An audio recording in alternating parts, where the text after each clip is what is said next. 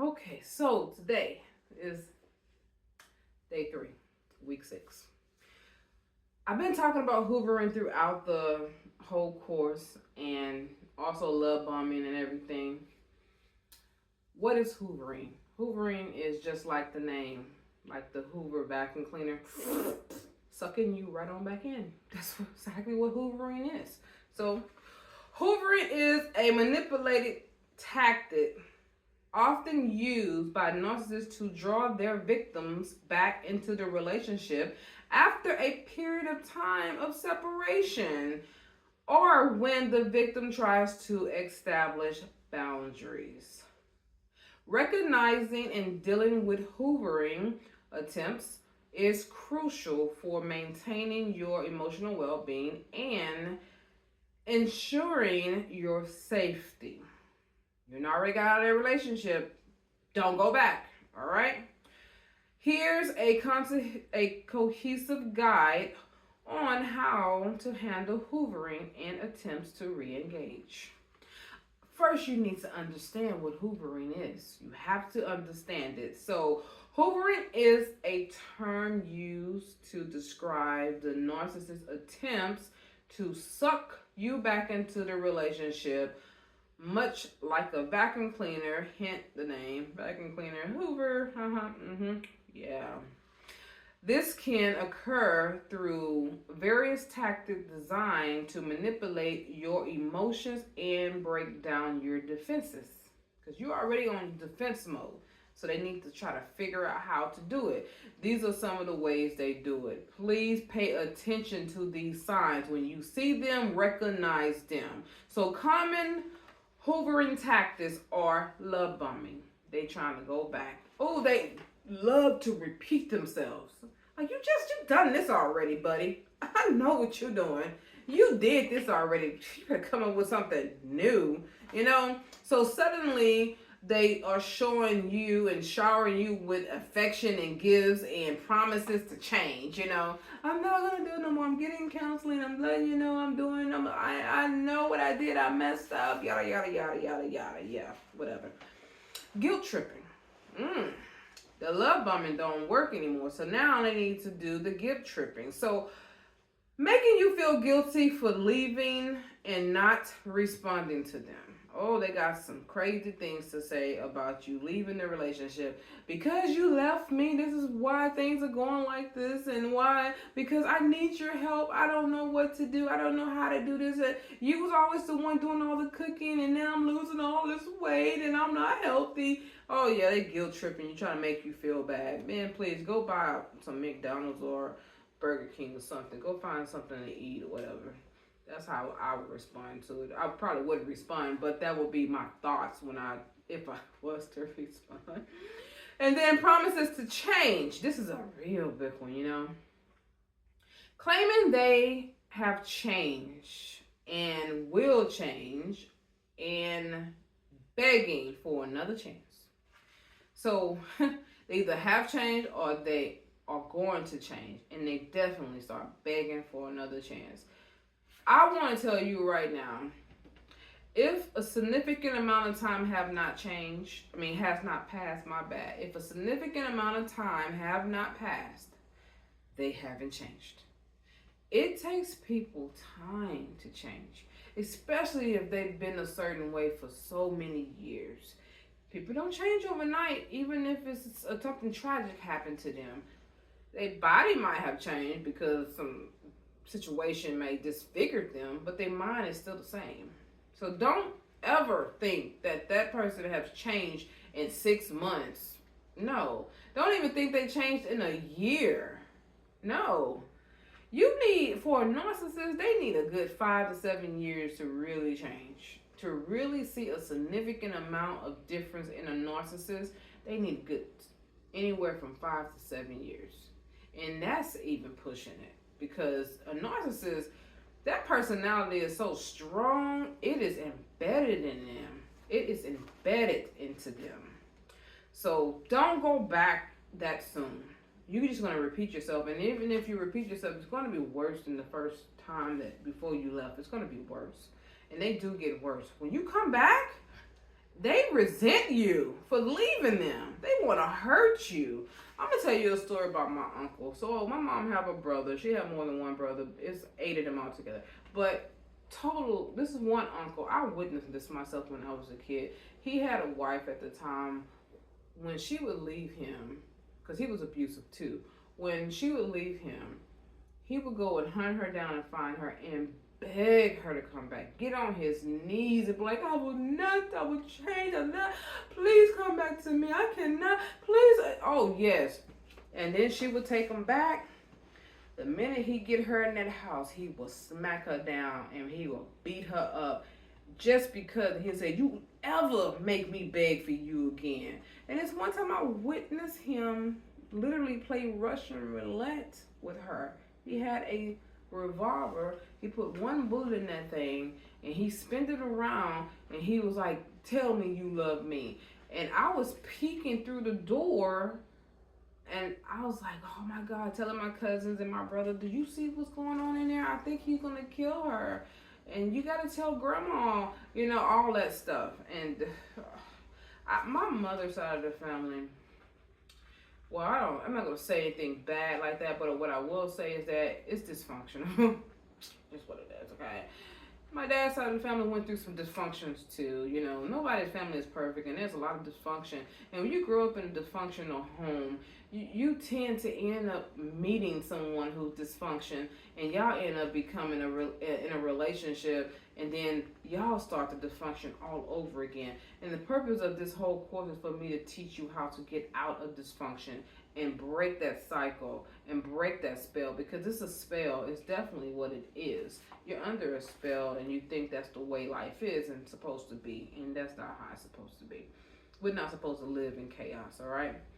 And then you got triangulation. They will also try to involve a third party to persuade you to re-engage. Like, oh man, he done moved on already. I cannot believe that he moved on. Or somebody that's supposed to be so-called his friend. Oh, he over there crying over you. Like his mama, my ex-husband's mama. He in that room crying. He been crying every day since he got back here. I'm like, whatever. You seriously gonna tell me that grown man in there crying? I ain't never seen him shed one tear when we was married. One tear. And you tell me he in that room just sobbing. Please, even if he was, about time he should be, because I ain't coming back.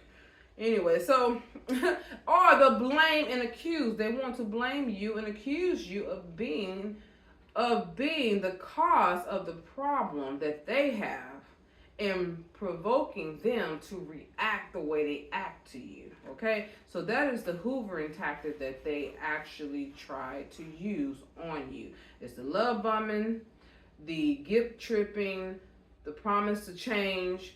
They also create a crisis. I did not talk about that one. Creating a crisis, basically, they try to gain your sympathy, and they do something that's really stupid and outlandish or whatever. Like they might end up going to hurt themselves and then be like, I need your attention, my foot, I cut my foot, or I'm in the hospital, and you know, or for instance, when COVID hit during the time when I separated from my ex-husband 2020. That's when I that's when I divorced him in 2020, matter of fact. And when his mom was like, he got COVID, I'm like, well, shoot, what am I supposed to do? Go on, get COVID too? That ain't happening. So I'm just letting you know, they try all kinds of tactics. So you got the love bombing, the guilt tripping, the promise to change, crisis, they create a crisis, the triangling by involving someone else to try to make you jealous, and then blaming or accusing you of the reason why they are the way they are. So, here's some strategies of dealing with hoovering. Maintain the no contact. If you don't have to talk to them, do not talk to them. Make sure you block all the social media outlets that you can, so you can avoid any type of triggers. You don't want to be triggered, okay? So you want to stay away from places that remind you of the narcissist, or places where narcissists can actually show up at, and then you run into them like outside. Say I don't go to a certain particular church because I don't want to run into the narcissist there or whatever. So if you got to talk to the narcissist and you really like, dang, I got kids, I got to talk to them. The judge ordered me to talk to them, because there are some judges who will order the victim to talk to the freaking crazy nincompoop. I'm like, come on.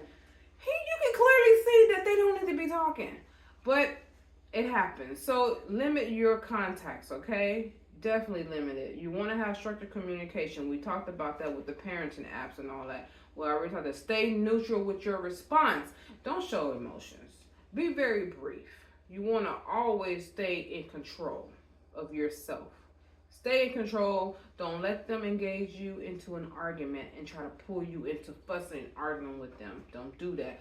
Constantly keep reinforcing your boundaries. Constantly keep your boundaries clear. They need to know your boundaries, and sometimes you gotta say it more than once and then enforce them. And if they break your boundaries, enforce consequences. Yes. If a narcissist continue to violate boundaries, you want to implement consequences such as limiting further contact or involving any legal authorities if necessary. You have to do it.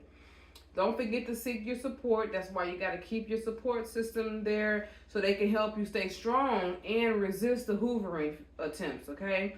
And don't forget the professional help. You want to seek a life coach and everything, or anyone who can help you with your to maintain your emotional well-being.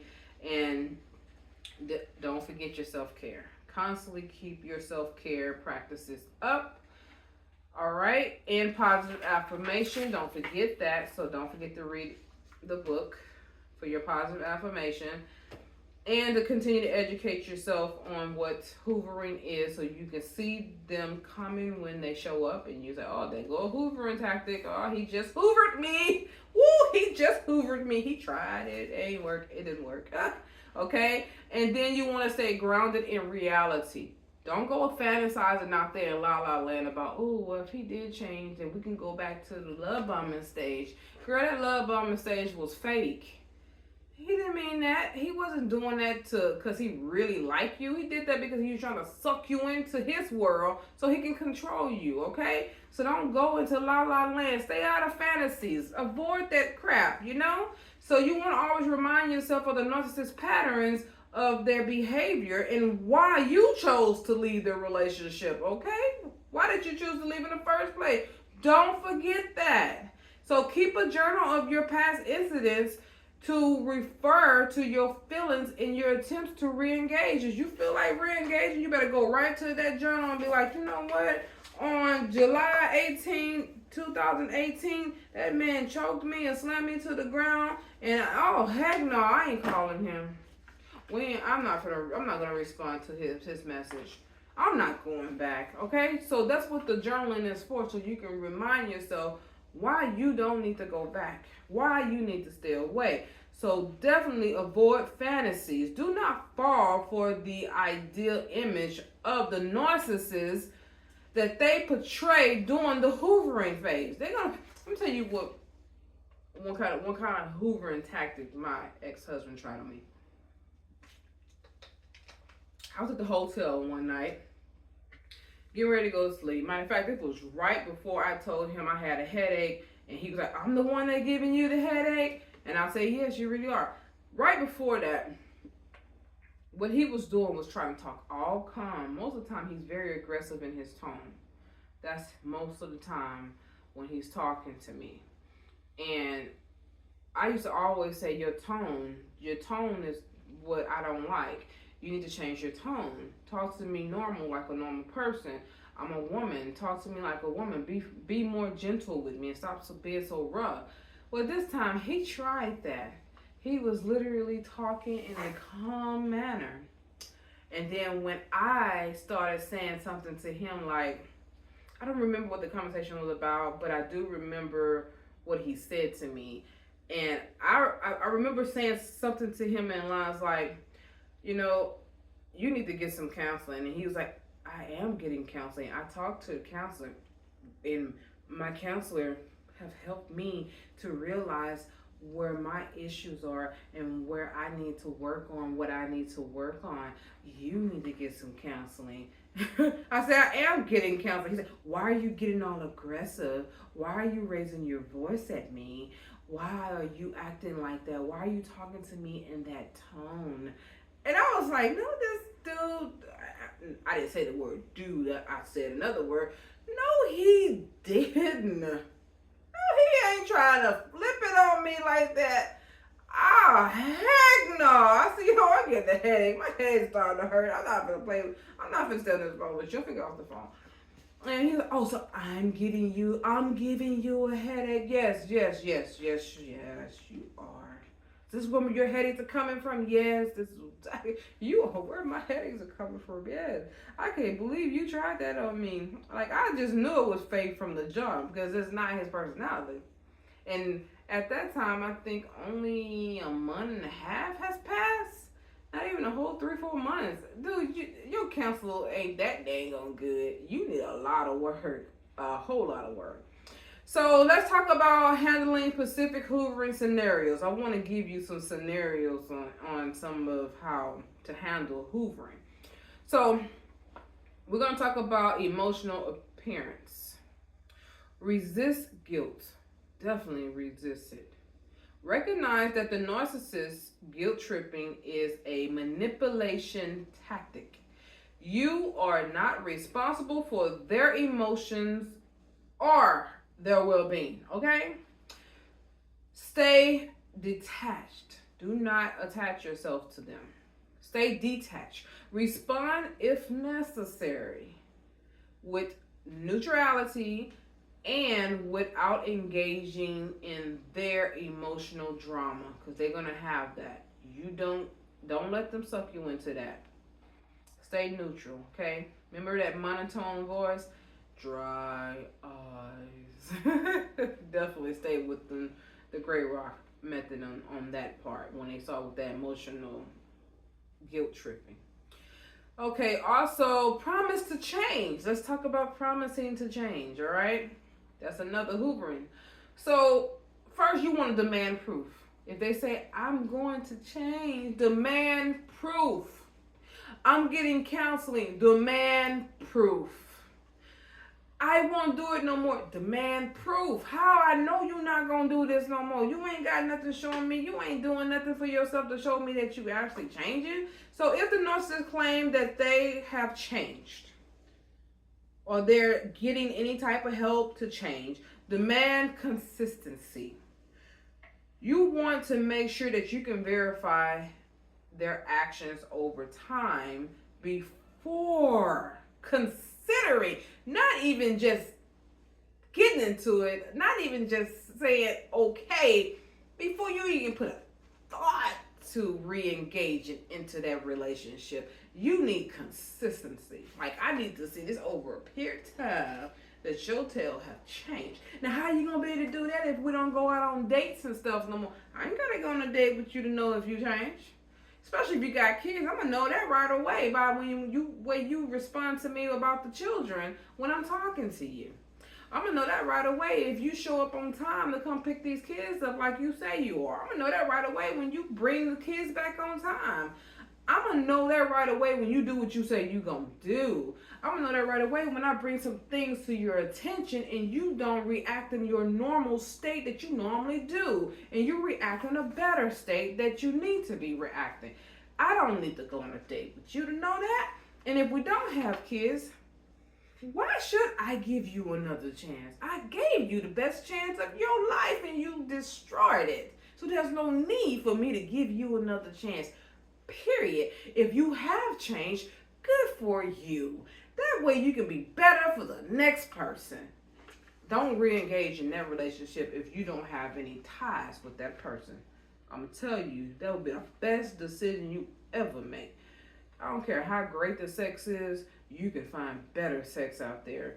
Better. Way better. Whew. Okay, I think I went too far on that one. I was in my feelings on that one, I'm telling you, boy.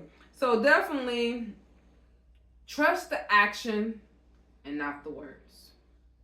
Remember that genuine change requires effects, significant effort, significant effort and time.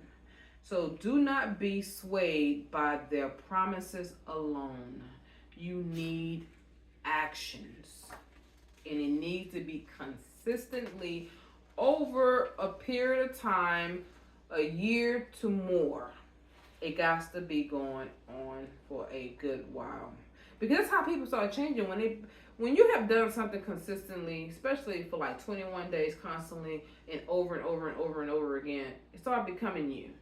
It become natural for you. Like, for instance, I used to didn't drink coffee. Now I got to have coffee. See, I went years and years no coffee, and all of a sudden, I started working this early morning show, and I'm like, oh, I'm drained. I gotta get up. Someone said, hey, how about you drink some coffee? I'm like, ew, I don't like coffee. That stink. It's nasty. How you know it's nasty? You ain't had it. Well, I don't know. It's just the smell. They said, just try it. And I went and tried it, and it's like, whoop, I'm up. Wow. I like the way that makes me feel. And then all of a sudden, I'm drinking coffee. I got to drink coffee almost every day. I can go without coffee, but most of the time, I want that coffee. So what I'm saying is, that's a habit, okay? And then even like with tea, I used to always have to have sugar in my tea and everything. I think I mentioned this before. So I don't drink sugar in my tea anymore because I've made myself not do it. I said, I'm going to drink this tea without sugar in it. And I don't care if it's strong, nasty, whatever. I will not put sugar in this tea. And then I started liking the taste without the sugar. And now when I put sugar, I have tried it with sugar probably like a few days ago. I didn't like it. I was like, oh no, I ruined my tea. I gotta make some more. So you can literally condition yourself to change, and your taste buds and the way you feel about things could change. So you need a specific amount of time though to do that. It don't happen overnight. That person have to have done the work for a specific amount of time. And then you have crises and emergencies. Okay. You want evidence even during a crisis and emergency. Don't just go run into the hospital because they might be, they had indigestion. Like, huh? I ran to this hospital for some gas because you need to let it out. Oh, you got to be out of your mind. But they got you there. And that showed that, she still loved me. She still cared about me. Now I'm going to bother her some more. Do not. You need to say, look, we're not married anymore. Or, yeah, we married and I'm divorcing him. Call his mama, shit. If his mama not alive, call his sister. If he don't have no sister, call his best friend. Call somebody else. I ain't got to be there. But send your best wishes and your regards to get well soon. Those type of things. Not being ugly, but you are looking out for your own well-being. Remember, you come first now. You have to put yourself first. Your self-care is definitely important. So don't let them creating a crisis or emergency be what sucks you back in, because that happens a lot too. And even if it is a real crisis, let's say they got into a car accident or they got shot or something, okay, you could still give your condolences, but you still ain't got to be sucked back into that relationship. I put it like this. Take a note from Khloe Kardashian. I was surprised at how she handled that situation with Lamar Odom. When he was on his deathbed, yeah, she showed up for him. But once he got well, she was like, sign these papers, man. I say, that's how you do it, girl. That's how you do it. Snaps up for her. Because you don't let them suck you back in with that hoovering, okay? Don't do it. So sometimes narcissists often create false emergencies to get anywhere with you, and to make attempts for you to show them attention. So that's why I said demand some proof, all right?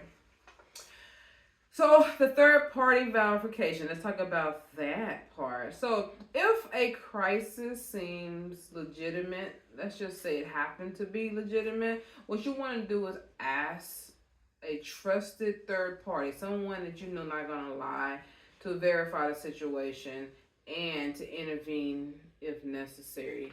Have them go and check on the narcissist if it's necessary, okay?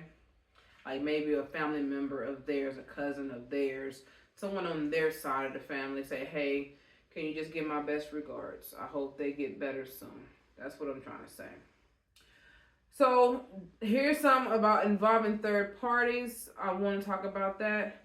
What you want to do is to continue to educate your network. They have to be educated on what's going on with you. Don't just throw them out there to the wolves. So they need to know your friends, your family, your mutual contacts, anywhere like that. They need to know. So they need to know about the tactics that the narcissists have been doing. Any type of engagement that they've been trying to do to come back with the hoovering, they need to know about it. So that way, when they start creating these crises and stuff, even they will know if they should respond or not. All right, like, you know what, this dude would do anything to get his way, and there's a lot of narcissists that do that. They always create a crisis. You're like, what now? I mean, come on. How far are you going to keep going with this? You really want attention that bad?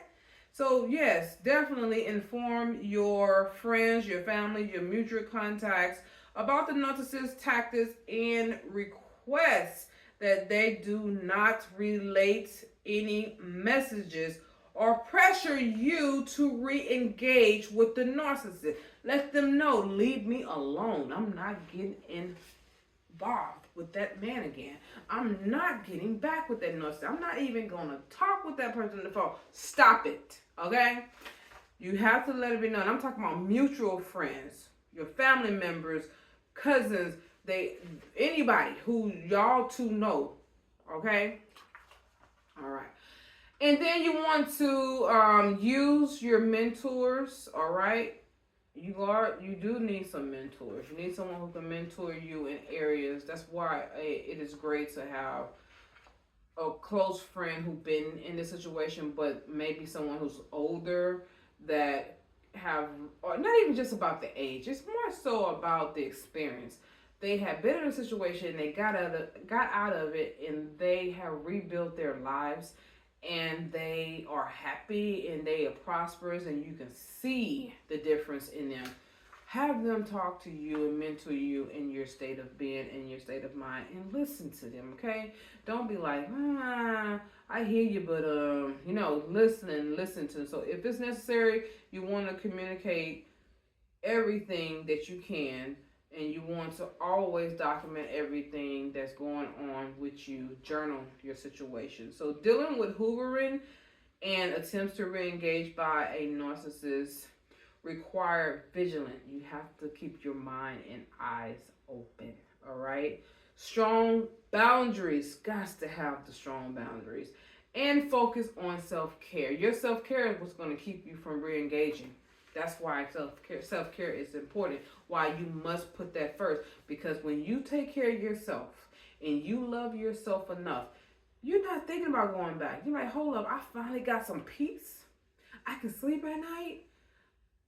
I'm not giving it up for you. I'm not giving it up to go back into that mess that I just ran from. So self-care is very important. So by understanding their tactics and implementing strategies to resist manipulation, you can protect your emotional health and continue moving forward with your life. Remember that your safety and well-being are paramount, and maintaining distance from a toxic relationship is a crucial step in your healing journey. Seek support from trusted individuals and professionals to reinforce your resolution, as well as provide guidance along the way. This does end day 3. Make sure you do your homework assignment for day 3. And next week, we're going to be in week 7. Next week is going to talk about the aftermath, immediately aftermath, coping with the falling out. Remember, we're still in the emotional stage. So we're going to talk about anxiety, fear, grief, loss, weight gain, weight loss. If you're losing weight, how to maintain and get a healthy weight. If you're gaining weight, why it's good to work out and exercise and stuff like that. and other practical steps that you will need to start over. That's week 7. So thank you. See you next week.